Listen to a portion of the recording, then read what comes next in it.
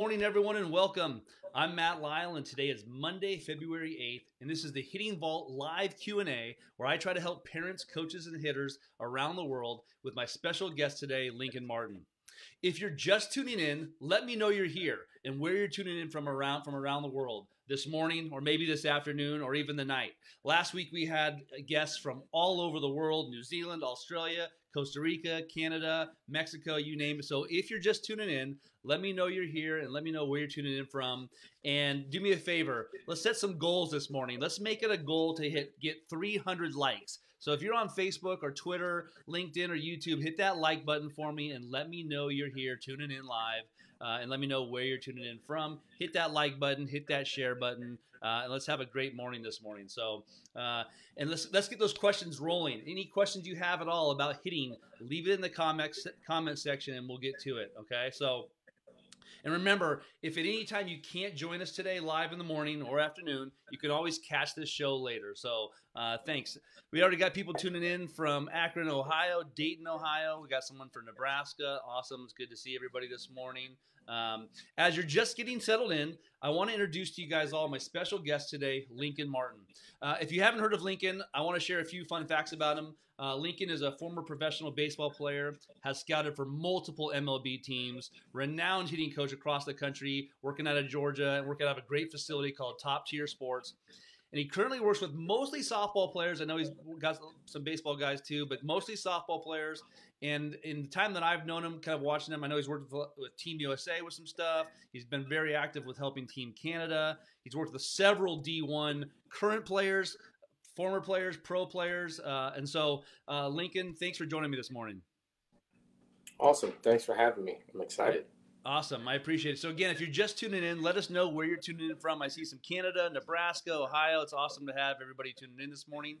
Today's episode is brought to you by thehittingvault.com. The Hitting Vault is the internet's #1 online hitting membership, and it's a complete hitting system for both baseball and softball. So thanks for joining me again today. And Lincoln and I want to provide the most value as possible to everyone today. So let's dive right into the questions. Okay, so get those questions rolling in today. We've got Keith is tuning in from Atlanta, Georgia already, so he's not too far from you, Lincoln, this morning. Keith Hart tuning in, saying hello. So I'll tell you what.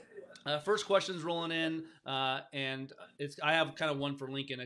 Lincoln, I know you're an ambassador for Blast Motion, and you know it really well. When you have a hitter that first comes to you, it's a high school kid or someone that comes to work with you, it's their very first time. And you strap on you put on the Blast Motion sensor and to evaluate them. What is one of the very first things that you're doing with a hitter when they first come to see you, and you're thinking about, hey, I'm gonna kind of evaluate them a little bit with this Blast Motion sensor. Well, when I put the sensor on, first thing I'm trying to really do is just get an objective view of kind of what the swing is actually really doing, more posture, bat angle positioning, just to see if anything stands out that could be a red flag that maybe leads to, troubles that they're having, like a major connection issue, or like I had an out-of-town kid the other day that had vertical bat angle issues. So usually by that time I've had a good conversation with them about, their troubles, tendencies, and probably looked at some live video in game. And so from there, just really trying to just get a snapshot of what the swing is actually doing objectively. That makes a lot of sense, and I think the big thing is that for everybody it's different too. I think coaches or parents and coaches, they get a technology or Blast Motion sensor, and it's like, they want to change certain things. There's really kind of a big view of it. So hey, I just want to give a few more shout outs. Greg Reeder says missing Lincoln in Vancouver, BC today. Michael's in Tuscaloosa. Jared's tuning in from Iowa, so that's awesome. Looks like I've got a question from Santiago. Can a 15-year-old really learn or get better from just a video system or remote lessons, or is a coach really needed? I'll tell you, Santiago, here's the difference. Everybody's wired differently. Everybody, I work with some pro guys that send me videos, and I kind of send a video back, and it helps them a lot. And I've done virtual lessons, and the Hitting Vault has helped a lot of people. It just really depends on the person and the kid. If it's a kid who likes to learn and can watch videos, I noticed that my 17-year-old, he can watch a YouTube video about how to do something, and he does it really well, and he doesn't need the hands-on training. But everybody's a little bit different from that. So I'll just say I think a lot of 15-year-olds can. Just it kind of depends on the kid. Some kids need to be handheld a little bit more. So. Let's see. Here's the next question for us this morning. It says, with the Blast, can each kid buy their own sensor and the coach manage it and see all their data? How about if we have a team iPad? Can I set it up so all the sensors talk to it? Is there a package I can sign up for? I'm not tech savvy. So I'll tell you what. I am not a Blast Motion sales rep, but I'm gonna guess Lincoln might. You know anything about that in the sense of if a kid buys a sensor, can the coach manage and see all the data? I'm not fully sure how that works. I've only used team The coach, packages. yeah, the coach would have to get a Blast Connect account. Okay, so yeah, the coach And would need to have a Blast Connect account to check into that and see that. But if you buy one for your kid and you know the coach, like you could bring it in. If you're going to work with that coach, you could show them in person or send them video or send them some stuff about it. There's some work around ways from that. So if you're just tuning in, you are watching the Hitting Vault live Q&A, where my special guest Lincoln Martin is helping me answer some questions about hitting this morning or this afternoon if you're on the East Coast like Lincoln. I appreciate everyone tuning in. If you're just tuning in, let me know where you're tuning in from. Hit that like button for us. We're trying to get to 300 likes this morning, so pound that like button. And it's great to see everybody. Matt's tuning in from Northern Arizona. We've got Brian from Grand Island, Nebraska. And someone says checking in from the frozen tundra of Wisconsin. Yikes. So there's a lot of people off the country, New Mexico. And Peter says, yes, they can, as we have 130 players in our Blast Motion app. Again, like if you have a facility with a Blast Connect coach or a facility program, you can manage all those players. Brad's tuning in from Maryland. All right, guys. So what kind of questions do you guys have for us this morning? Coach, I got a question for you, actually. If you were to, I know this is kind of a tough question, but if you were to evaluate high school softball players you come across, if there was a general thing or something that you notice a lot of them have issues with, is there kind of one area that you're like, you know what, I noticed a lot, because when I moved from baseball to softball, I definitely started learning the differences between like how baseball players move generally and softball players, and I definitely saw some differences. Is there anything that you've seen softball wise, like from a 14 to 18-year-old girl? What are some things you see like, oh man, I noticed a lot of hitters have this? I would give you a couple. I'm First, here I for would that. okay. First, I would say hands dropping when their body's setting itself up to swing. Not like in the setup, like your hands up, but as their body starts to turn the swing, they have a lot of dropping that happens. One. Two is early hip extension. A lot of leg drivers, but the order in which they do it for me is incorrect. It happens way too early, and I see timing issues big time with that one. Yeah, that makes a lot of sense. And if I was just gonna say, those two like right away are like major. They stand out like most of them. And I'll go one step further is set up and start. Most of them don't spend a lot of time in a good setup, so they don't know what a good setup is, and so their starting place is already bad. Yep. I'll tell you what, one of the things I've seen in softball I never saw in baseball before was hitters who start with their hands in front of their bodies like this. Yeah. And they start with their stand. I'd never seen that before. I've seen a lot. I've seen a lot of strange stuff across the board, but when I saw a lot here start, I'm like, what are you doing? Why are we not starting in this position? So there's different ways you can start in a bad position, but here's the next question for you. It says, my best hitter is my worst in playing efficiency. What would you do? That's a great question. So here, I'll tell you guys this. Last year at Fresno State, one of our best hitters, Skylar Broussard, I really think she would have been, could have been Mountain West Player of the Year if we had actually played a whole season. She led the country in like a bunch of different categories. She had some of the worst blast motion scores you've ever seen. Her connection score was at like 110. She's had a really high vertical bat, but she found a way to adjust even to high pitches. So here's what I'll tell you about data in general. And you're talking about your best hitters, your worst playing efficiency. Don't coach your players to the data. Coach your players to be good hitters. And you're going to find out that the best hitters sometimes don't match the best data. And that's okay. The best advice I ever got as a coach when I first got into coaching from my old high school coach was never turn a 400 hitter into a 200 hitter. And I've held that in my head because there are going to be players that just have ugly swings or they don't do things and they're just great hitters.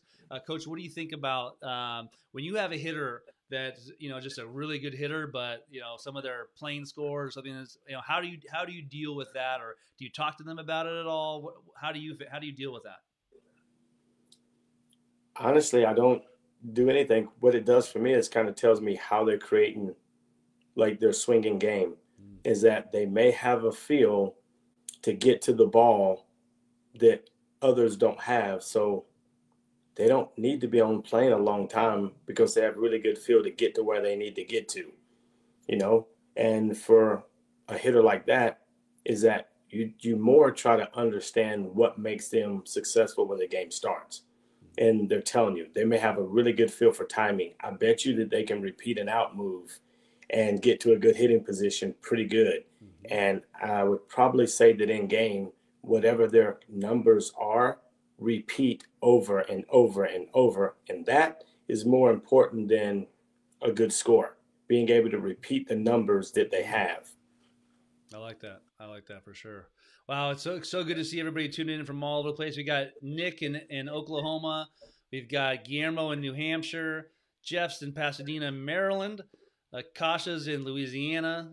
And Luke's in Lincoln, Nebraska. Justin's in Kansas City. Bobby in Bakersfield. Scott in Arkansas. Lots of great questions this morning. Jamie asks, how does blast motion compare to the Garmin Impact? We have a Garmin for my 14-year-old daughter. So I'll start by saying this. I don't know what a Garmin Impact is. But here's what I'll tell you. When I worked for the Chicago White Sox, and in the past, I've used Diamond Kinetics. Nothing against Diamond Kinetics. I like them as a brand. But I will tell you this. In my experience, Blast Motion is better than anything else out there. So I can't speak to the Garmin Impact. I'm not sure exactly what it is, but I will tell you the Blast Motion is the best bat sensor I have used out there. So, and I'll look into this Garmin Impact. Now you got me curious a little bit. So. The workshop is tuning in from Montreal, Canada. A lot of Canadians this morning. That's nice. They must have seen Lincoln Martin's name this morning and tuned in. Annie in Oklahoma City.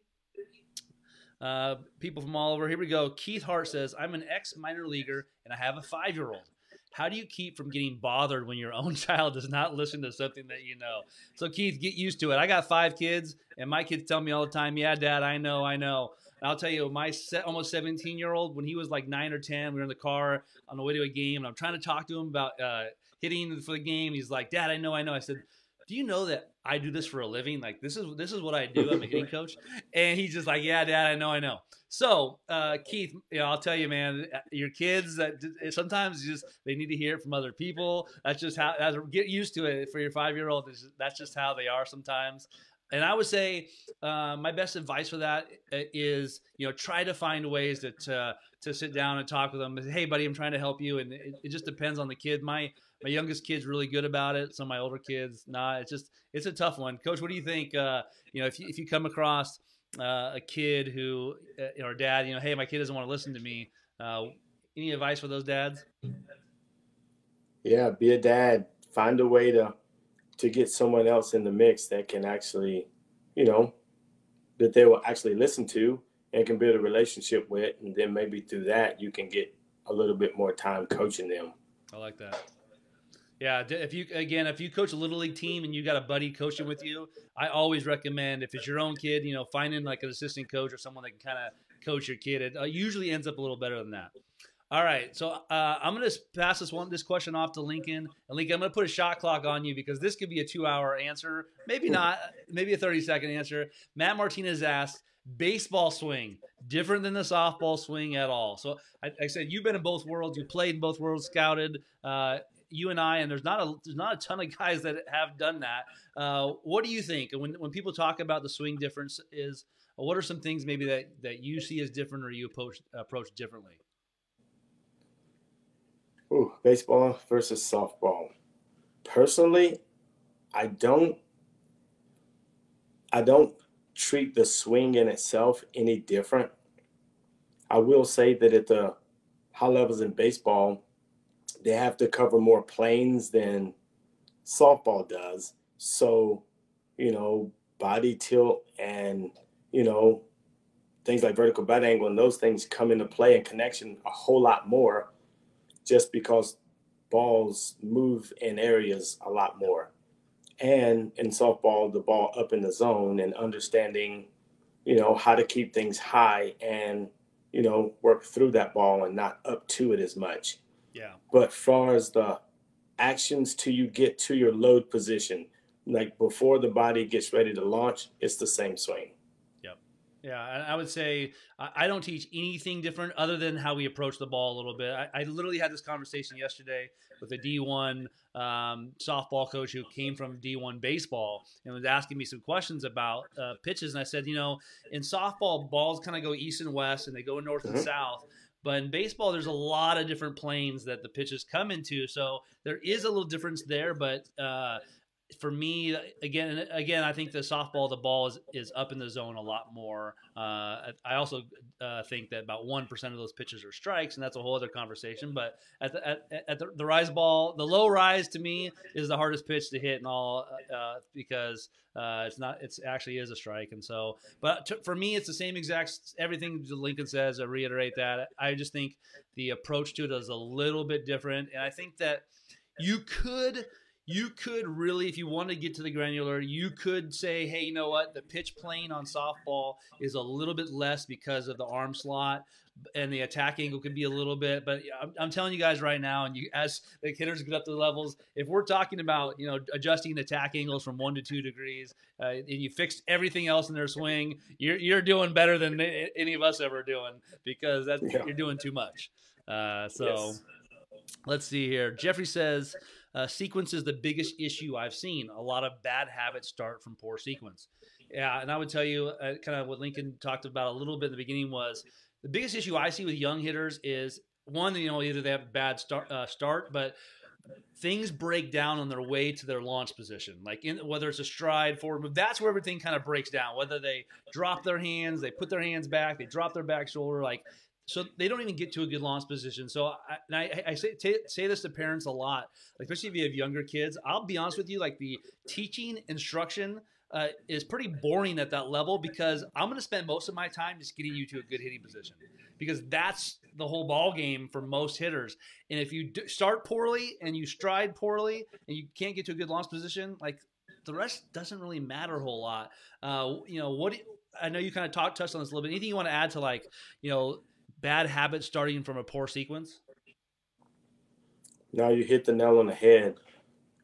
You got to do square one right, because if you don't get to that position on time, then the sequence and barrel release part of the swing is being manipulated, and you're gonna have trouble. Yep. And I just see so many hitters who make changes and become way more consistent because they actually get control of how they gather, and so they can know how they actually load in time. And when that happens, it's crazy how their sequence gets in line a lot more.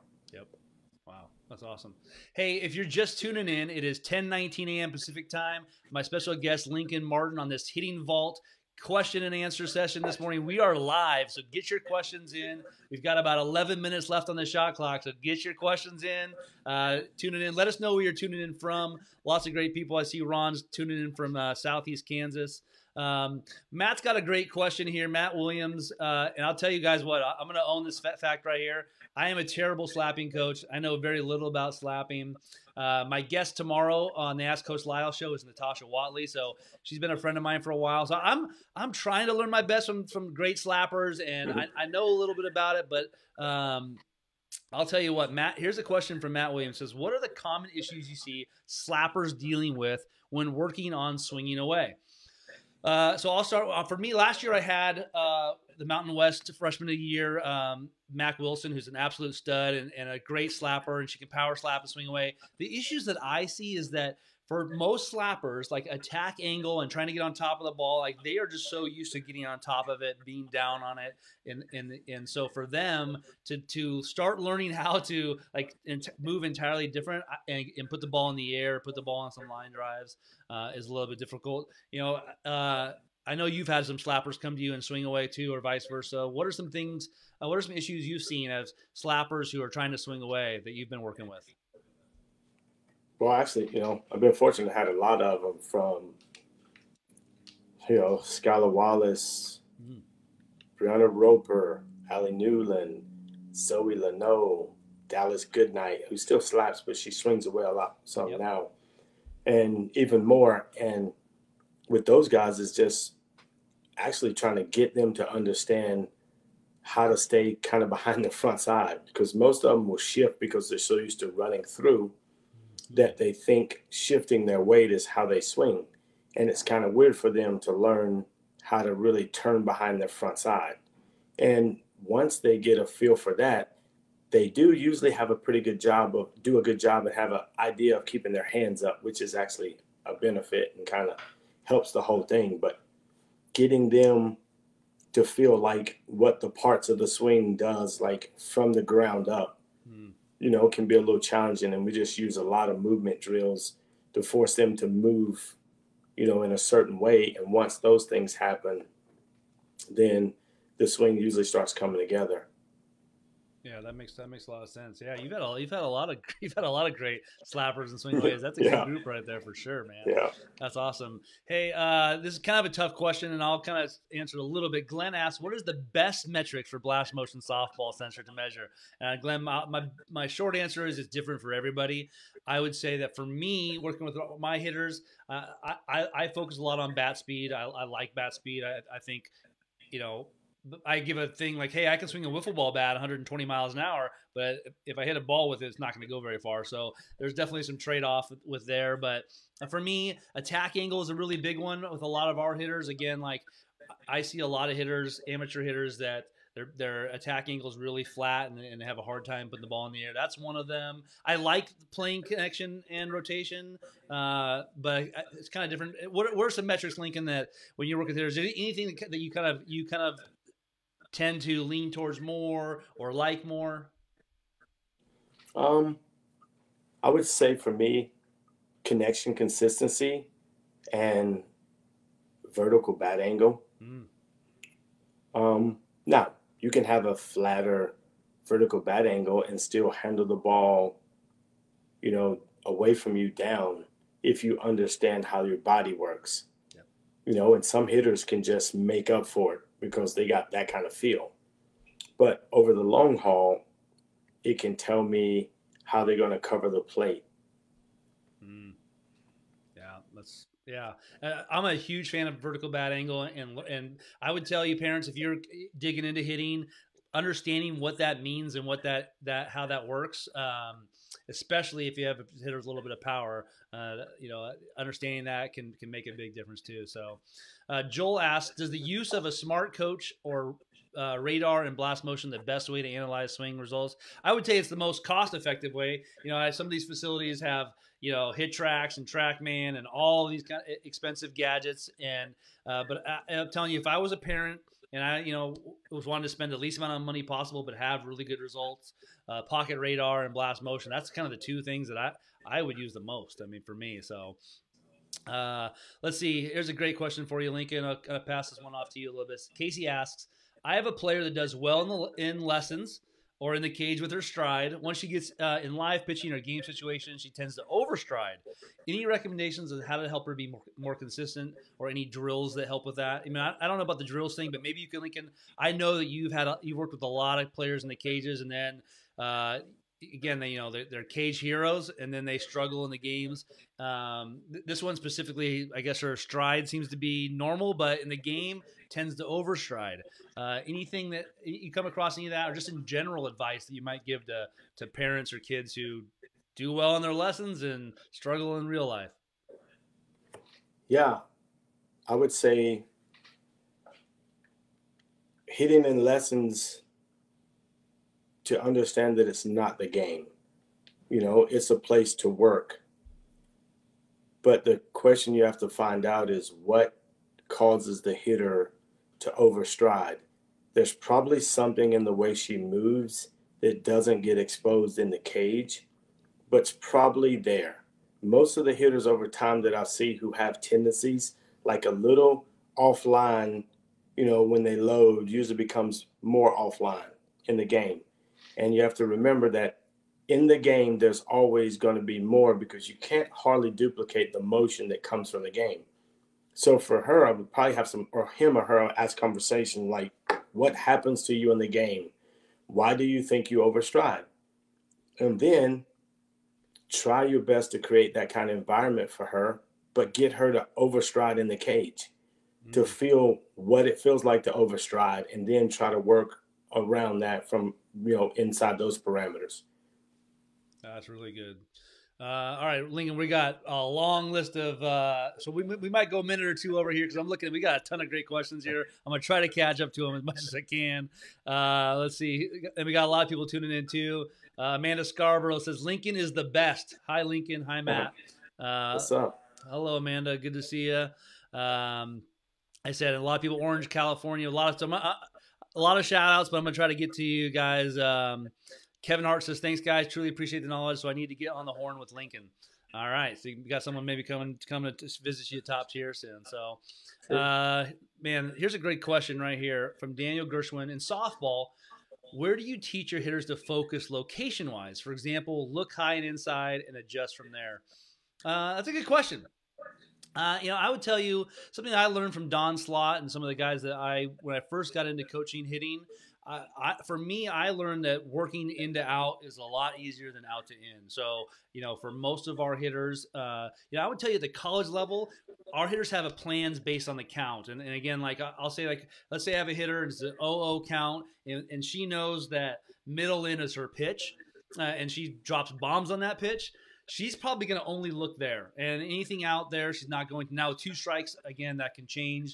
But for me, with a lot of hitters, we talk a lot about looking in or looking fast and adjusting slow. Like, one thing you can't do is look slow and then adjust fast. Like, you can sit slow. Lincoln, anything you got there, anything you talk about with your hitters in regards to location, somewhere to look first and then adjust, I'd love to hear that too. Yeah. We hunt pretty much the middle of the plate. And the reason why is that I did one day, I said to the kids, I put balls middle in, and I said, we're going to look middle in. And I would throw a ball literally an inch past middle, and they would take. And I was like, why did you take that? And they said, well, it's not middle in. I was like, holy cow. So the next group comes in, I do the same thing, the other side, same response. So what happened is that I wanted us to look where we're going to do the most damage, and that is to the middle. Now, if my eyes are middle and the ball's a little bit to the outside, it's still close enough to my eyes. If the ball's a little in, it's still close enough to my eyes to respond. But if my eyes are too far in and the ball's away, it looks way far away.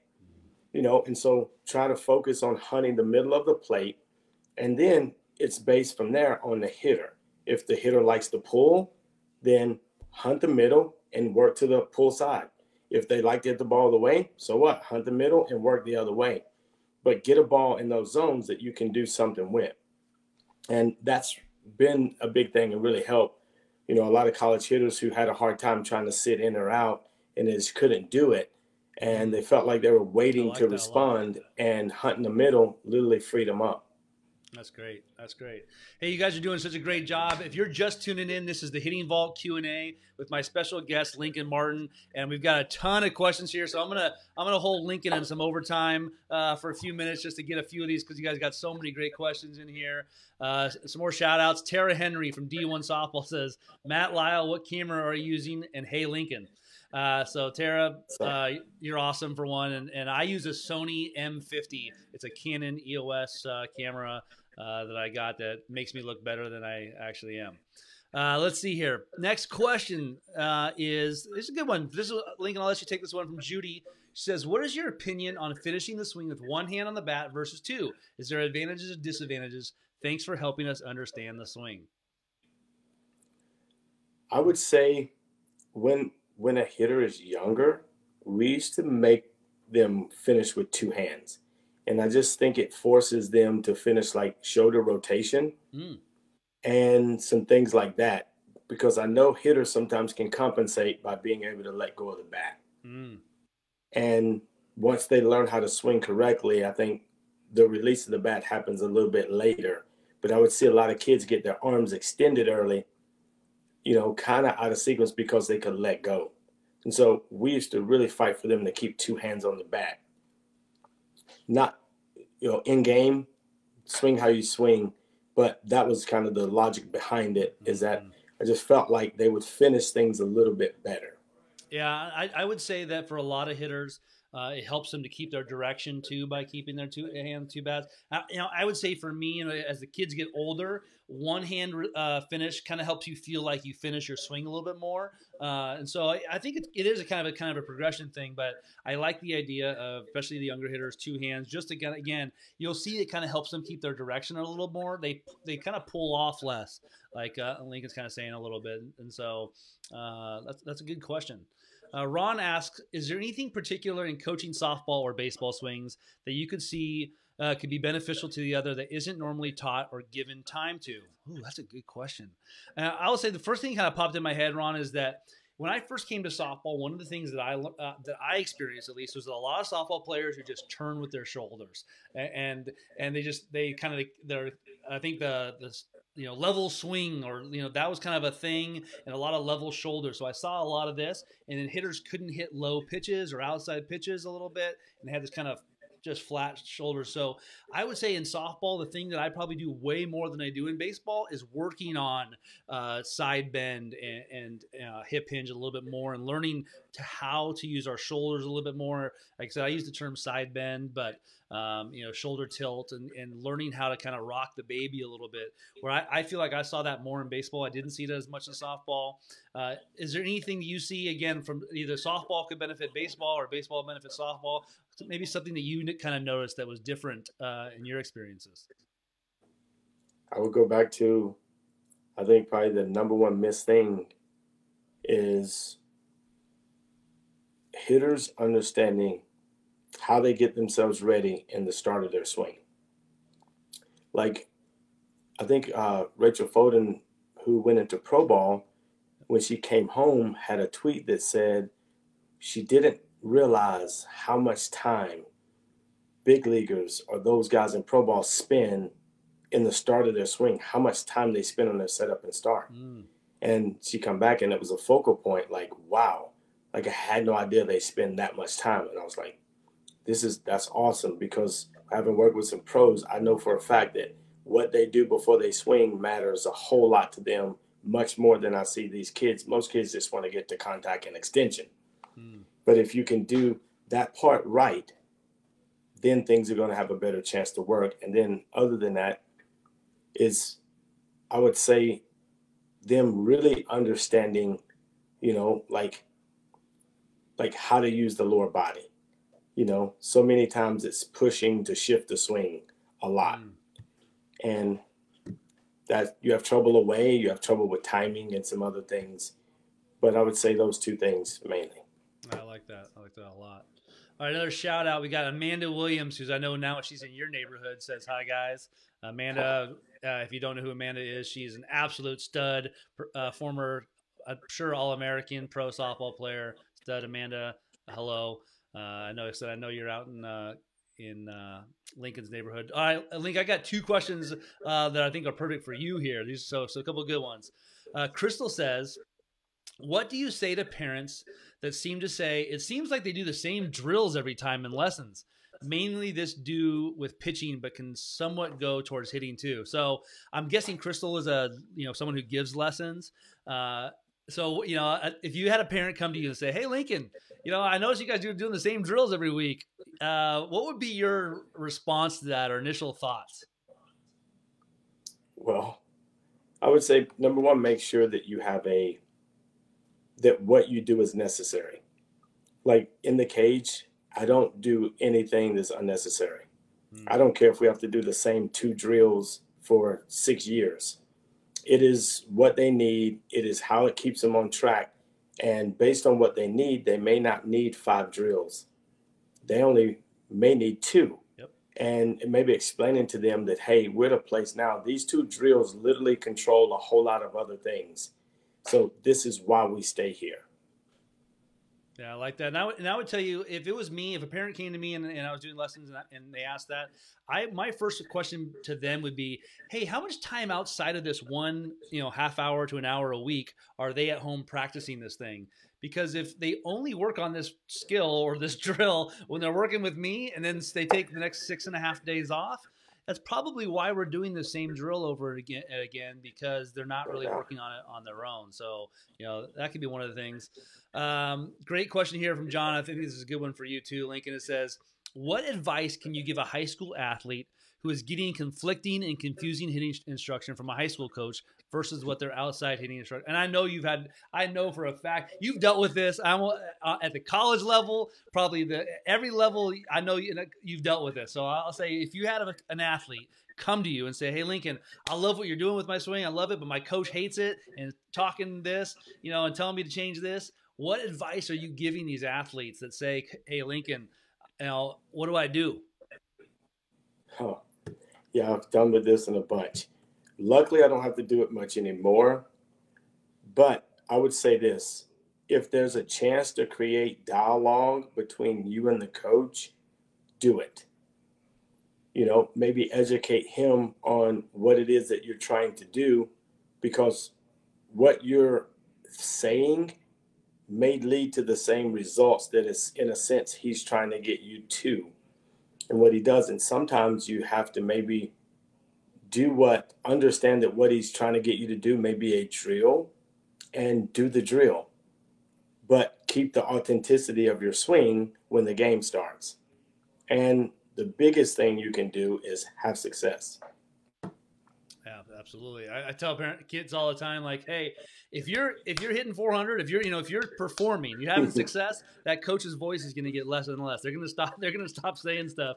But if you are hitting 190 and you're not hitting well at practice, if I'm on the other side of that spectrum, I'm going to talk to the kid and be like, hey, I know you're telling me this stuff's working, but you're telling me I'm seeing something different. So let's see. One more question for you guys, and there's so many great questions, you guys, and I appreciate so many of them, and I've gotten so many comments here about Lincoln. Now he's doing so great, blah blah blah. Let's see, there's some love me some Lincoln Martin. So you got a lot of fans tuning in today. That's awesome. Nice.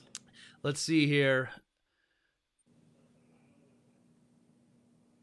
Oh man, I'm gonna try to pick which one do I want to go with here for our last question. This could be a good one. I would be curious to see. Matt Martinez asks, what's the best way to teach body tilt and how it relates to swing playing? I think he's referring to, like, again, you talked about getting to some of those locations. I'll give Lincoln some time to think about. For me, I do a couple different things. I like to use a lot of stuff with PVC pipe. And I have like a mat or a wall that we'll go against, or a net. I mean, it could be anywhere. And I use some tapes with like location, high, medium, low, and I just have them work to those locations with like the PVC pipe. And a tee works too. You can put a ball on the tee and say, get to those pitches with just your, that's some of the ways done. There's a drill that Ryan Fuller with the Orioles does called the airplane drill. The hitters actually do it with their arms and do some stuff like that. I really like any drills or tips that you would give to hitters who, you're trying to get to that low outside pitch, or you're trying to teach some body tilt in the swing. What do you got for us, Lincoln? Well, I generally do some of the same things, especially when they're younger, because they may not understand how they really are loading. But I think when you start to load well, then sloping in your shoulders and some of those things will start to kind of take care of themselves. I would go back and say a lot of kids never get to enough tilt when they land, like in their hitting position. They're very much upright, so bending over is hard to do. But if you can get them to feel what good posture tilt forward feels like, then understanding that the swing, we use wording like the swing comes around or the swing stays on the side. And so tilting and those things becomes really more natural in your move. But until they get to that place, I would use PVCs or anything that would create like a visual or some kind of feel for them with getting what it feels like to get their body in multiple places. Oh, that's really good. Hey, if you're just tuning in, you have been watching the Hitting Vaults weekly Q&A with my special guest, Lincoln Martin. You guys had so many great questions this morning. I appreciate it, but we're not going to take up any more time this morning. So thank you for tuning in, everyone. Thanks for letting us know where you're tuning in from. People from all over the country and the world this morning. I want to give a special shout out to my special guest, Lincoln Martin. And Lincoln, I know they can find you at Martin_Lincoln at Twitter, at Top Tier Sports in Atlanta area. Anyway, if I wanted to learn more about Lincoln or come work with you at your facility, how could I do that? Shoot me an email. Shoot you an email. Where do we shoot an email to? martinlincoln71@gmail.com. martinlincoln71@gmail.com. If you're in the Atlanta area or you want to catch up or just learn more about him, again, check him out at Martin_Lincoln. Lincoln, I thought, man, you did a great job today. I'm getting a lot of comments here from everybody saying thank you to you. And Brittany Elaine says, hey, Link, two great hitting guys right there. Love it. Brittany Elaine Lewis. So thanks again, everybody, for tuning in. I think we might have broken our Q&A attendance record today on viewers. So thanks again, Lincoln. Appreciate you. Everybody else, I appreciate you guys tuning in. It's Monday. Hope you guys have a great rest of your week, and we'll see you soon. Thanks, Lincoln. Thanks for having me.